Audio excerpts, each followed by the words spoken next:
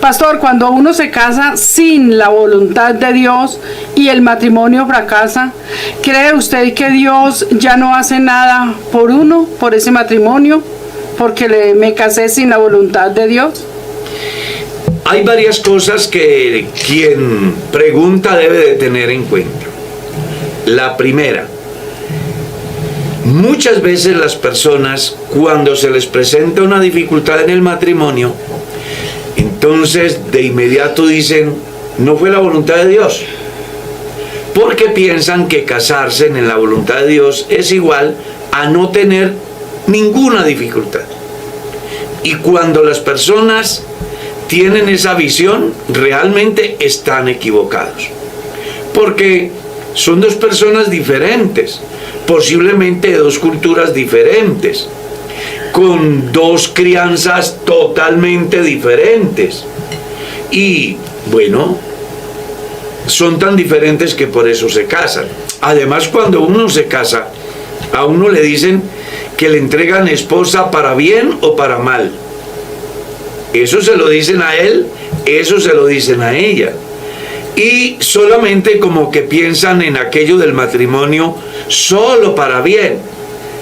Pero resulta que también les dijeron para mal. Entonces, cuando yo me caso, tengo que saber que he de librar una muy importante labor en la cual voy a encontrar cosas muy positivas como también cosas negativas. Las cosas positivas deben de fortalecernos para consolidar nuestra relación.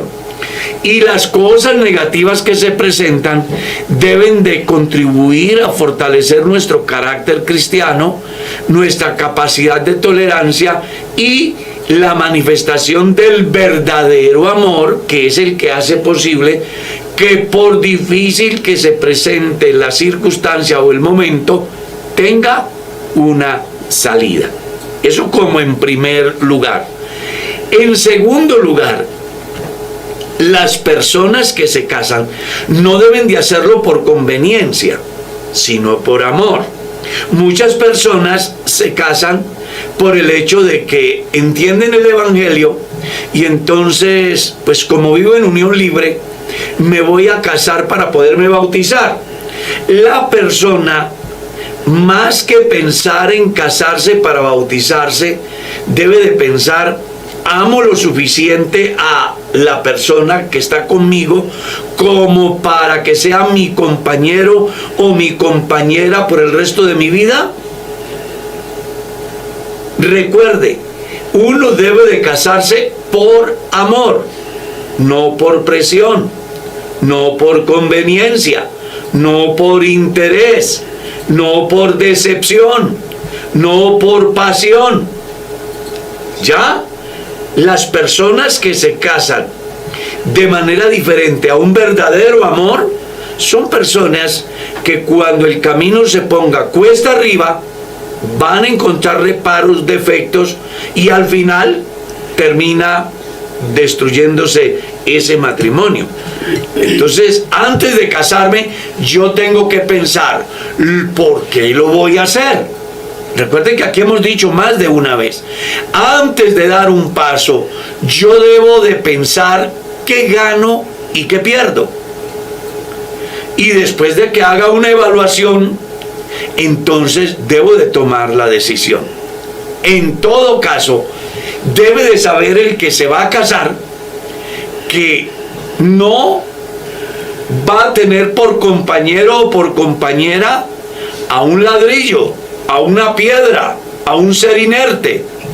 No, su compañero o su compañera será un ser vivo, que tiene puntos de vista diferentes, que viene de una familia diferente, que tiene una visión diferente, gustos diferentes. ¿Ya? Y eso ya es apenas suficiente como para que se presenten en determinados momentos algunas discrepancias que, si se toman desde el lado positivo, van a contribuir con el crecimiento de la relación. Si se toman desde el campo negativo, va a contribuir con la destrucción de esa relación.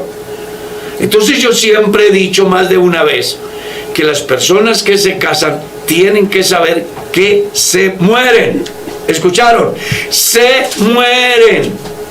Nadie que quiera tener un hogar puede seguir pensando como soltero o como soltera, sino que tiene que seguir pensando a partir de su matrimonio, incluso desde antes de casarse, que al casarse renuncia a todo,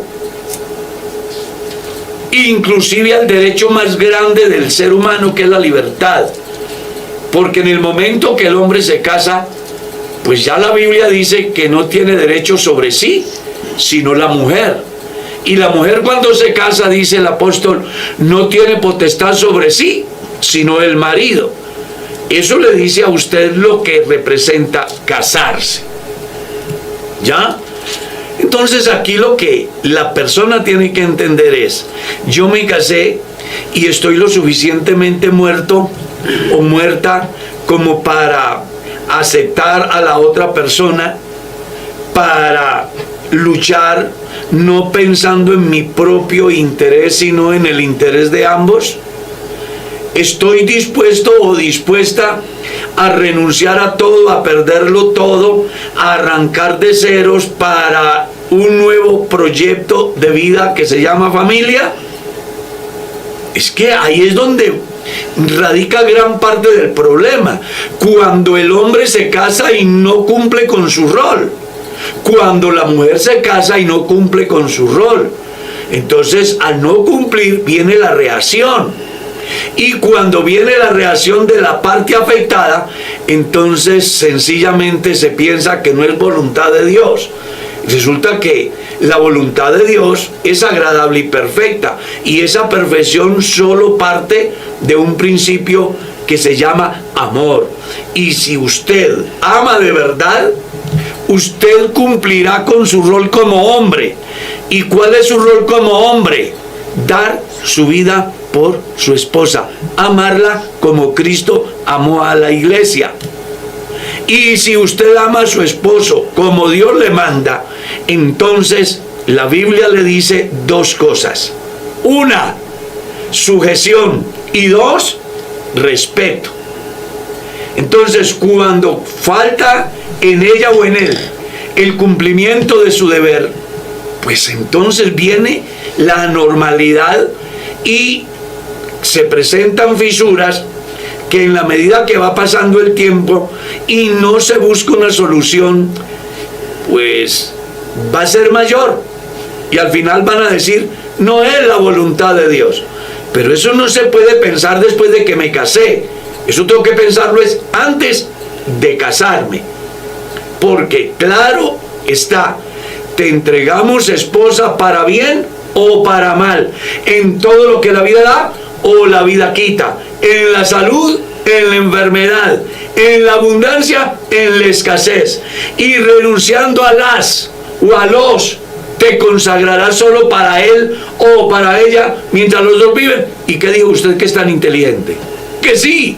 Bueno, entonces ahorita que se le ha puesto el camino cuesta arriba, lo que tiene que hacer es echar para adelante, consciente de que las dificultades que se presentan en la relación de pareja no pueden ser motivos de disolución del matrimonio, sino oportunidades para crecer en diálogo, en respeto, en tolerancia, en amor, conscientes que su matrimonio tendrá un verdadero éxito si aprendemos a entender que el principio del matrimonio debe de ser Dios y el punto de llegada debe de ser Dios. Amén.